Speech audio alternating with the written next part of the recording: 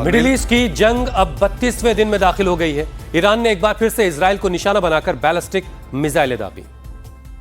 वहीं बातचीत की कोई भी कोशिश पटरी पर आती दिख नहीं रही है। अमेरिका के राष्ट्रपति डोनाल्ड ट्रंप ने साफ साफ कहा है कि स्ट्रेट ऑफ हॉर्मुज अगर नहीं खोला गया तो ईरान को भारी तबाही झेलनी पड़ेगी, और यही बात अमेरिका के विदेश मंत्री ने दोहराई है।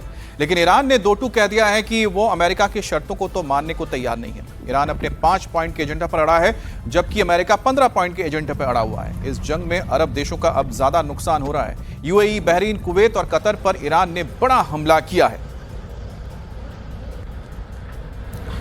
इस वक्त की एक और बड़ी खबर आपको बता दें, अमेरिकी मीडिया के हवाले से बड़ी खबर आ रही है। ट्रंप प्रशासन के अधिकारियों के हवाले से अमेरिकी मीडिया ने बताया कि अब ट्रंप हर हाल में ईरान के साथ ये लड़ाई खत्म करना चाहते हैं। मीडिया रिपोर्ट्स के मुताबिक राष्ट्रपति ट्रंप ने अपने सहयोगियों से कहा है कि वो ईरान के खिलाफ अमेरिकी सैन्य अभियान समाप्त करने को तैयार हैं, भले ही हॉर्मुज स्ट्रेट काफी हद तक बंद रहे। इससे स्ट्रेट पर तेहरान की पकड़ और मजबूत हो जाएगी और इसे फिर से खोलने के लिए अभियान को बाद के लिए टाल दिया जाएगा। हालांकि ट्रंप अपने सहयोगी देशों को भी स्ट्रेट हॉर्मुज खोलने के ऑपरेशन में शामिल होने के लिए कहते रहे। हाल के दिनों में ट्रंप और उनके सहयोगियों ने आकलन किया कि इस सक्रिय रास्ते को खोलने का अभियान उनकी लड़ाई को 4 से 6 हफ्तों के निर्धारित वक्त से और आगे बढ़ा देगा। इसीलिए ट्रंप एडमिनिस्ट्रेशन ने फैसला लिया है कि अमेरिका को ईरान की नेवी और मिसाइल भंडारों को कमजोर करने के टारगेट पर फोकस करना चाहिए।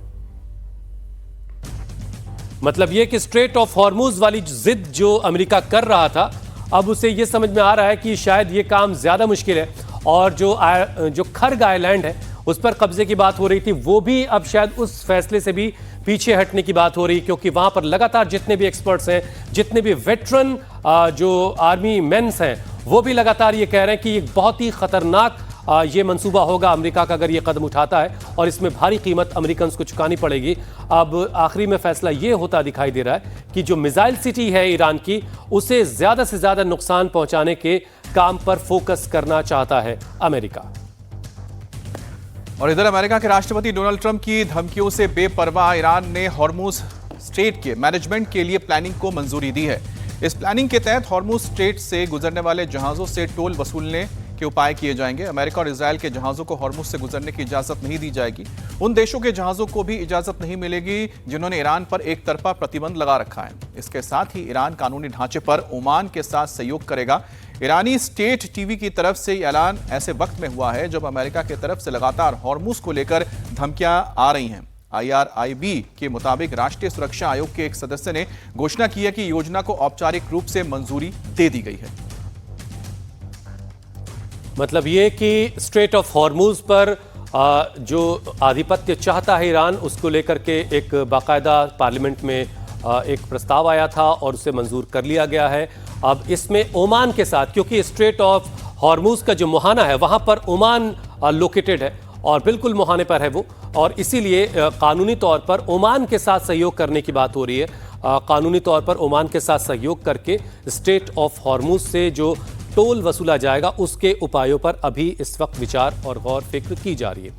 अमेरिका और इजराइल से युद्ध के बीच ईरान ने परमाणु अप्रसार संधि यानी NPT से हटने का विधेयक संसद में पेश कर दिया है। इस प्रस्ताव में देश की परमाणु नीति में महत्वपूर्ण बदलाव शामिल है। इसमें NPT से बाहर निकलना, परमाणु समझौते के तहत ईरान की प्रतिबद्धताओं को नियंत्रित करने वाले कानूनों को रद्द करना और सहयोगी देशों के साथ मिलकर शांतिपूर्ण परमाणु तकनीक विकसित करने के लिए एक नए अंतर्राष्ट्रीय इंफ्रास्ट्रक्चर का समर्थन करना शामिल है। अगर ऐसा हो जाता है तो ईरान खुलेआम परमाणु हथियार विकसित कर पाएगा, जिससे इजराइल की टेंशन और बढ़ सकती है। यूरेनियम संवर्धन पर रोक हट सकती है और कोई भी देश IAEA निरीक्षणों को रोक सकता है।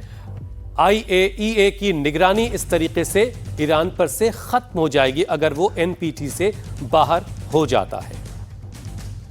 नॉन प्रोलिफरेशन ट्रीटी यानी NPT से हटने को अब ईरान तैयार है। और जिस तरीके से अमित पिछले साल भी ईरान के 3 परमाणु ठिकानों पर हमले हुए थे और इस बार फिर से हमला हो गया, इसको लेकर के ईरान में लंबे वक्त से बातचीत हो रही है कि जब बार बार इस तरह के हमले हो रहे हैं तो हमें फिर IAEA को सपोर्ट करने की जरूरत क्या है और NPT पर बाकी रहने की जरूरत क्या है। और वही बिल जो है वो संसद में आया है। अब इसमें आगे क्या होगा वो आने वाला वक्त तय करेगा।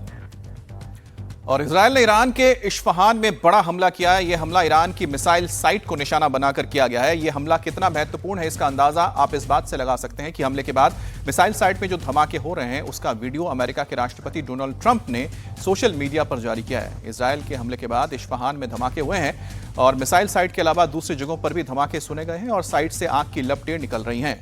ये तस्वीर आप देख रहे हैं इस्फहान की है और इस्फहान एक बड़ा प्रोविंस है। तो इस्फहान, नातांस और फार्दो ख्वाम के प्रांत के साथ ये जुड़े हुए इलाके हैं और इस इलाके में न्यूक्लियर साइट भी है, रिसर्च सेंटर भी है।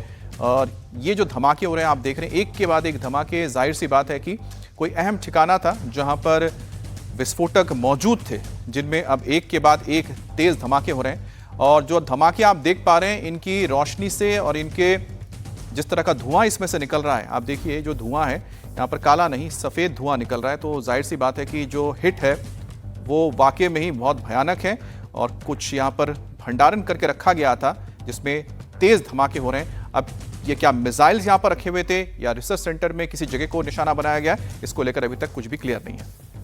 इस बीच ईरान ने इजराइल को निशाना बनाकर बैलिस्टिक मिसाइलों से हमला किया। ये मिसाइल सेंट्रल इजराइल को निशाना बनाकर दागी गई।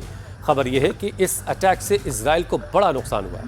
इस मिसाइल को इंटरसेप्ट इजराइल क्यों नहीं कर पाया, इसे लेकर भी सवाल अब पूछे जा रहे हैं। हालांकि एक्सपर्ट्स हर बीतते दिन के साथ अब ये दावा कर रहे हैं कि लगातार ईरान की मिसाइलों का जो टारगेट अचीव करने का परसेंटेज है वो अब बढ़ता जा रहा है। और क्योंकि इंटरसेप्टर रॉकेट्स की तादाद भी घट रही है और इंटरसेप्टर रॉकेट्स का इस्तेमाल करने के बारे में भी ये सोचा ये भी जा रहा है कि किस रॉकेट को रोकना है, कौन सा बहुत महत्वपूर्ण ठिकाने की तरफ जा रहा है, कौन सा किस तरफ जा रहा है, उस एतबार से भी फैसले किए जा रहे हैं। और इस मिसाइल को आखिर क्यों नहीं रोक पाया इंटरसेप्टर, इस पर भी सवाल पूछा जा रहा है। इंटरसेप्टर छोड़ा गया था, रॉकेट छोड़ा गया था, लेकिन वो इस मिसाइल को हिट नहीं कर पाया। अब ईरान की तरफ से रात को दागी गई मिसाइल इजराइल के आसमान में देखी गई। ये मिसाइल तेल अवीव के ऊपर देखी गई है। इजराइल की तरफ से इन मिसाइलों को इंटरसेप्ट करने के लिए कोशिश की गई है, लेकिन खबर यह है कि मिसाइलें अपने टारगेट पर लगी हैं। तो बहरीन और कुवैत में धमाके सुने गए हैं। दुबई के समंदर में कुवैत के टैंकर भी हमले हुए हैं। लेकिन ये आप इजराइल की तस्वीर देख रहे हैं। अब देखिए किस तरह से जो मिसाइलें दागी गई थी उनको आसमान में इंटरसेप्ट किया जा रहा है। तेज रोशनी आपको दिखाई दे रही है आसमान में। ये इंटरसेप्टर्स हैं जो आसमान में मिसाइलों को जो ईरान की ओर से दागी गई हैं उनको इंटरसेप्ट करती हुई आसमान में तबाह करती हुई नजर आ रही हैं। तो तेल अवीव के आसमान में आप ये जंग देख रहे हैं।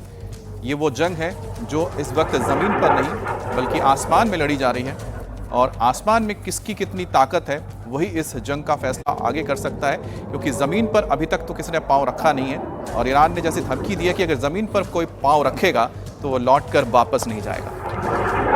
और इसकी बड़ी वजह वहाँ की ज्योग्राफी है और इसी वजह से एक कदम उठाने से अमेरिका 100 बार इस पर सोच भी रहा है। बहरहाल एक और बड़ी खबर, दुबई में बड़े धमाकों की आवाज़ सुनी गई जिसके बाद अलर्ट जारी हो गया। उधर सऊदी अरबिया के खोबर में भी धमाकों की आवाज़ें सुनी गई।